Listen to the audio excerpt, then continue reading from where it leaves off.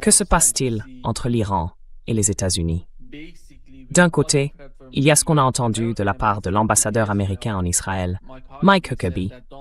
Il a dit que Donald Trump avait décidé de ne pas attaquer l'Iran, de ne pas bombarder l'Iran, mais de mettre l'Iran en faillite.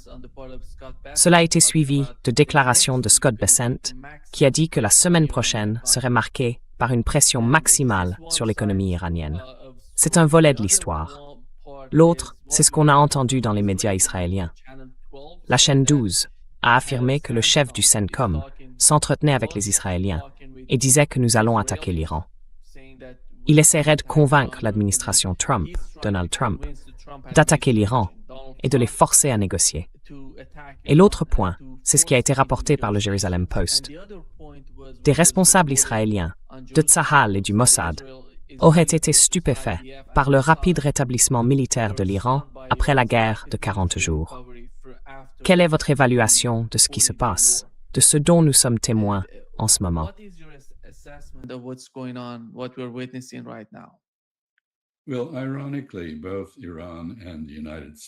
Eh bien, ironiquement, l'Iran comme les États-Unis ont adopté une stratégie d'usure économique, exerçant une pression économique l'un sur l'autre dans l'espoir que l'un des deux camps capitule. Je pense que dans cette bataille, l'Iran a les meilleures cartes en main. Même si l'économie iranienne est très durement touchée, les gens en Iran sont privés de beaucoup de choses. En réalité, ce n'est pas tout à fait aussi grave que les gens l'imaginent. Je pense que la monnaie iranienne s'est récemment appréciée, qu'elle a un peu remonté, ce qui laisse penser que l'économie ne va pas aussi mal que certains le disent. Mais l'Iran est là, dans le golfe Persique, au niveau du détroit d'Ormuz. Il n'a pas besoin d'envoyer des navires à l'autre bout du monde. Les États-Unis ont beaucoup de difficultés à maintenir leur blocus du détroit d'Ormuz.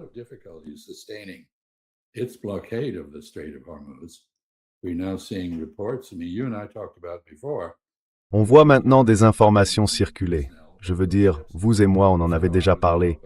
L'usure du matériel et du personnel à bord de ces navires. Aujourd'hui, c'est au grand jour. Il y a eu un certain nombre de tentatives de suicide parmi les marins.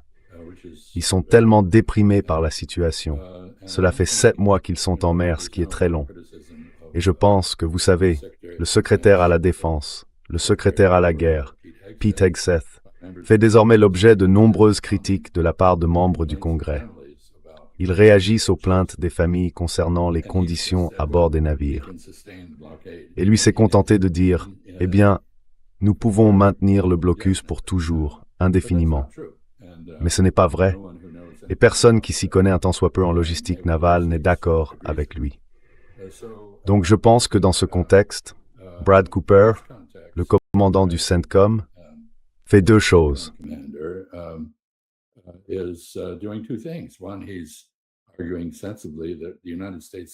Premièrement, il soutient, à juste titre, que les États-Unis ne peuvent pas gagner une guerre économique contre l'Iran selon les conditions proposées par Washington. Deuxièmement, il agit comme le commandant régional qu'il est, sans tenir compte de la posture militaire globale des États-Unis dans le monde. Ce n'est pas son supérieur, puisque ce n'est pas à la chaîne de commandement, mais le président des chefs d'état-major interarmés, le général Kane, est très clair.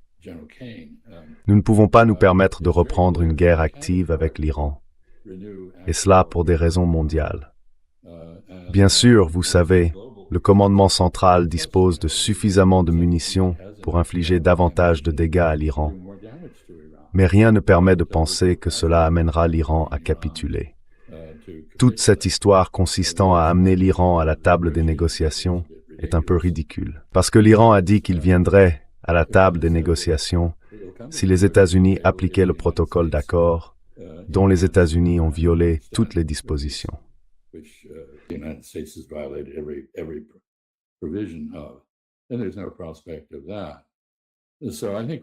Et il n'y a aucune perspective que ça change. Je pense donc que nous sommes dans une situation où le président a décidé qu'il ne voulait pas faire les gros titres avec l'Iran et des dégâts, et qu'il veut plutôt exercer une pression lente sur l'Iran par des moyens économiques.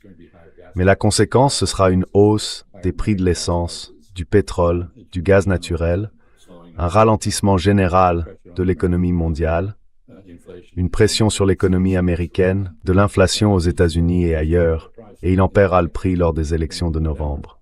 Et je pense que l'Iran le comprend et est prêt à continuer aussi longtemps qu'il le faudra, pour reprendre une formule, aussi longtemps qu'il le faudra pour chasser les États-Unis. Un dernier point. Dimanche, le protocole d'accord de 60 jours, le soi-disant cessez-le-feu, expire.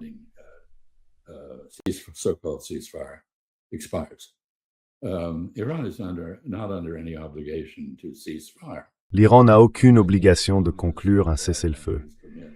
Et je pense que tant que les pays arabes du Golfe autoriseront les forces américaines à mener des activités depuis leur territoire, l'Iran les frappera.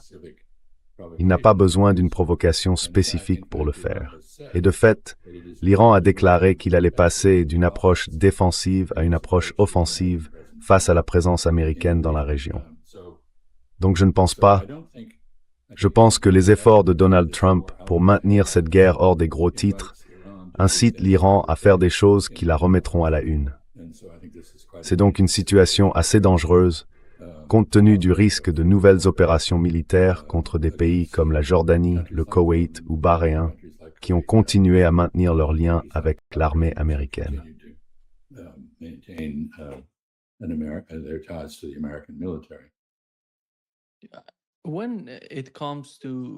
En ce qui concerne la guerre en Ukraine, nous savons que les principaux objectifs, depuis le début de la guerre, ont été évoqués à maintes reprises par les dirigeants russes.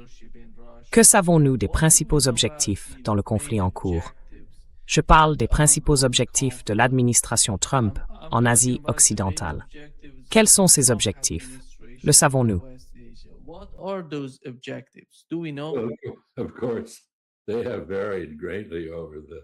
Bien sûr, ils ont beaucoup varié au cours de cette période. Au départ, le prétexte de la guerre, c'était d'agir contre le programme nucléaire iranien, dont les services de renseignement disaient qu'il n'existait pas. Mais enfin, les responsables politiques ont affirmé qu'il existait. Ils ont donc bombardé des sites nucléaires l'an dernier, puis de nouveau cette année, exerçant une pression sur l'Iran sur le front nucléaire. Puis très vite, l'objectif est devenu de reprendre l'accès au détroit d'Ormuz. Cela a commencé par une opposition au contrôle de l'Iran.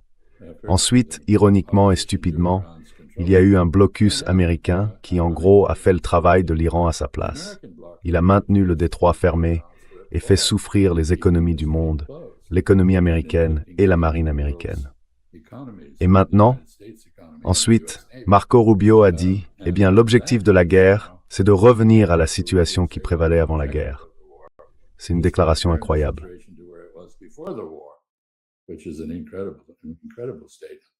Maintenant, nous avons J.D. Vance affirme que le but de la guerre est de faire baisser les prix de l'essence et du pétrole. Donc voilà, on a eu un sacré bilan d'hésitation, d'inconstance, de déplacement des objectifs stratégiques face à ce qui est manifestement une défaite. Et nous en sommes là. Je pense que certains disent maintenant, il y a un éditorial du Washington Post que je trouve vraiment stupide, qui dit, bon, maintenant que la guerre a échoué, il faut revenir à l'endiguement. Comme si c'était, d'une certaine manière, une réplique de la guerre froide. Mais pour que l'endiguement fonctionne, il faut la coopération de tous les pays autour du pays qu'on cherche à endiguer. Et les Arabes du Golfe ont compris que les États-Unis ne sont pas fiables lorsqu'il s'agit de les défendre.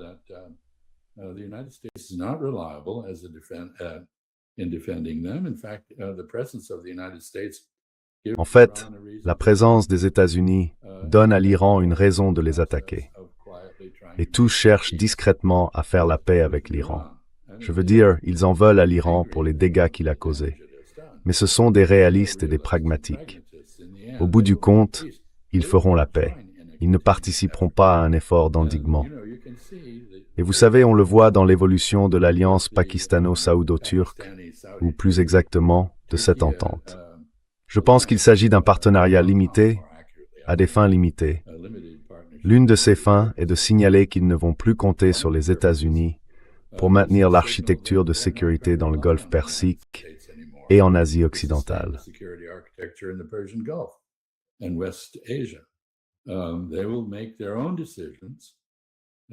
prendront leurs propres décisions. Cette entente vise à contenir Israël. Vous parlez donc d'endiguer l'Iran, mais les populations et les pays de la région veulent contenir Israël qui s'étend. Et nous venons d'entendre une déclaration du ministre israélien de la Défense, Katz. Quoi que disent Donald Trump ou les États-Unis, Israël ne va pas se retirer du Liban. Il va y maintenir une présence permanente. On entend aussi qu'Israël largue du phosphore blanc sur des zones boisées et des forêts au Liban, qu'il brûle l'environnement, qu'il le rase, vraisemblablement pour en faire une zone de tir libre pour les troupes israéliennes qui y seront présentes.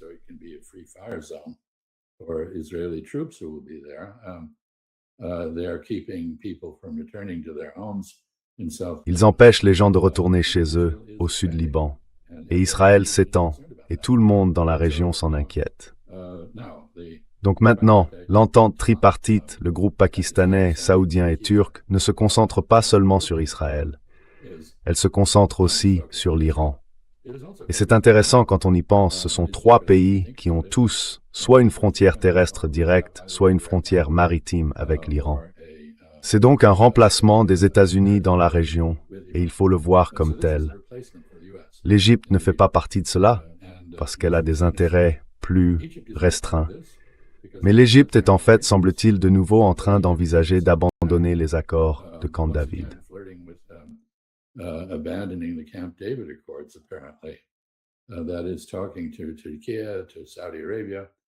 Il s'agit de discuter avec la Turquie, avec l'Arabie saoudite, d'actions visant à freiner l'expansion israélienne par des moyens de coopération.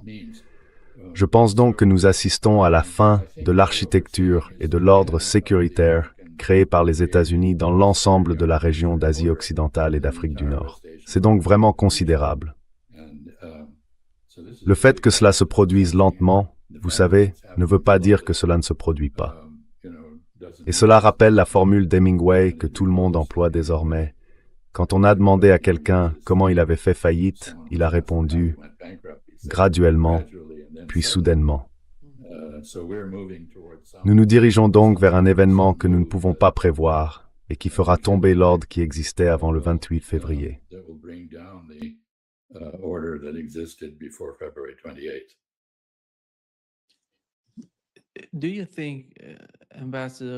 Pensez-vous, Monsieur l'ambassadeur, que le nouveau pacte de sécurité, nous en avons parlé dans les premières heures qui ont suivi l'annonce de ce pacte militaire, qu'il présente comme un pacte de défense ou de sécurité entre l'Arabie saoudite, le Pakistan et la Turquie, pourrait être la première étape de ce dont Israël parlait.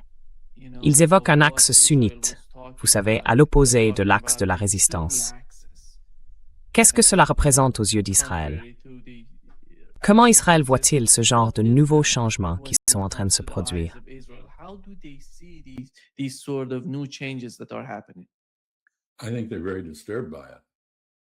Je pense que cela les trouble beaucoup. Je pense que s'ils y voient un axe sunnite, ils se trompent. Je pense que l'époque où les différences entre sunnites et chiites étaient la dynamique déterminante dans la région est révolue. Aujourd'hui, tous les pays de la région suivent leurs intérêts nationaux et non une théologie ou une idéologie religieuse. C'est vrai aussi pour l'Iran d'ailleurs. La République islamique est aujourd'hui davantage une république et moins islamique qu'elle ne l'était. Donc je pense que cela est motivé par des intérêts nationaux, pas par la théologie, ni par des différences religieuses. Et Israël ne devrait pas s'en réjouir, car au fond, tout le monde reconnaît désormais qu'Israël est la source de l'instabilité dans la région.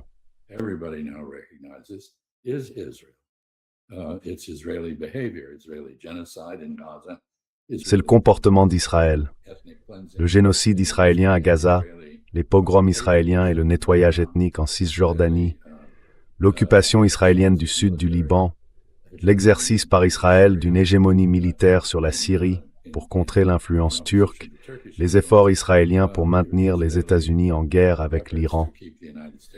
Et vous savez, c'est très intéressant. L'une des choses qui est désormais évoquée, c'est que David Barnea, qui dirigeait le Mossad et qui participait à cette réunion avec Netanyahou dans la Situation Room, je crois qu'il était à distance, pas physiquement, a dit en substance à Donald Trump que cette guerre serait terminée en un week-end. Vous savez, l'objectif initial incluait un changement de régime.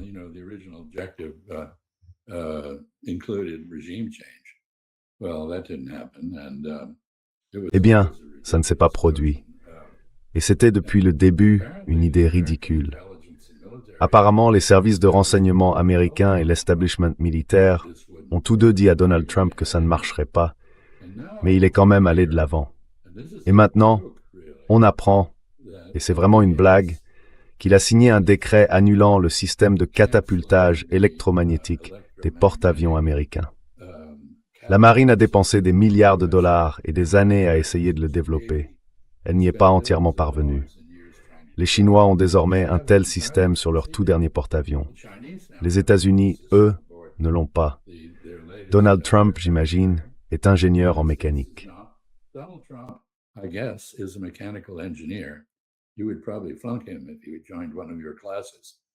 Vous l'auriez probablement recalé s'il avait suivi l'un de vos cours.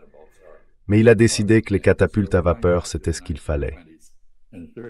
Alors on revient aux années 1920 et 1930, au lieu d'avancer dans le XXIe siècle. Et du point de vue de l'ingénierie, comme du point de vue de la marine, c'est ridicule. C'est absurde. Le système électromagnétique est plus efficace, on peut lancer davantage d'avions, plus rapidement. Il coûte moins cher. Il est plus fiable, il comporte moins de pièces mobiles. Et voilà où on en est. C'est le comportement de quelqu'un qui est un dictateur, qui n'écoute pas les autres et qui s'imagine en savoir plus que les experts sur tout, y compris apparemment en ingénierie mécanique.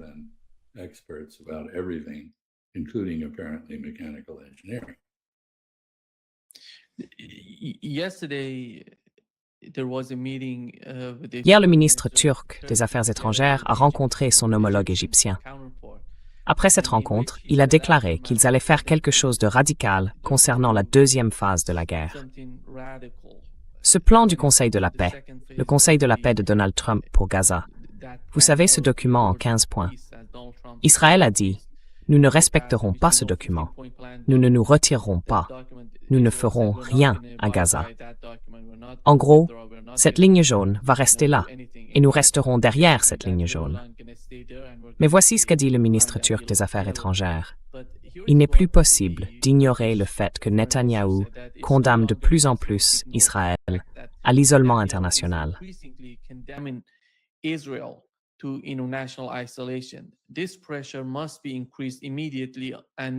Cette pression doit être renforcée immédiatement, et Netanyahou doit s'y conformer.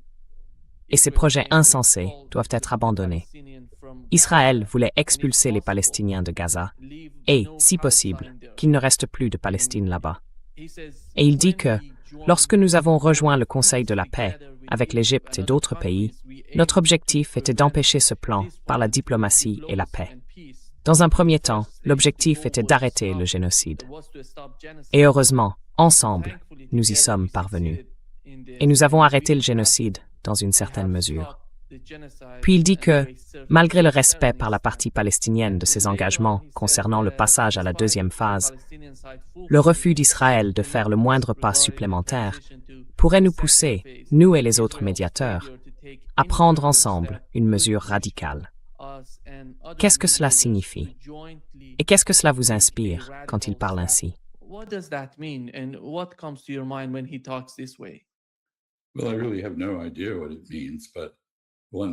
Eh bien, je n'ai vraiment aucune idée de ce que ça signifie.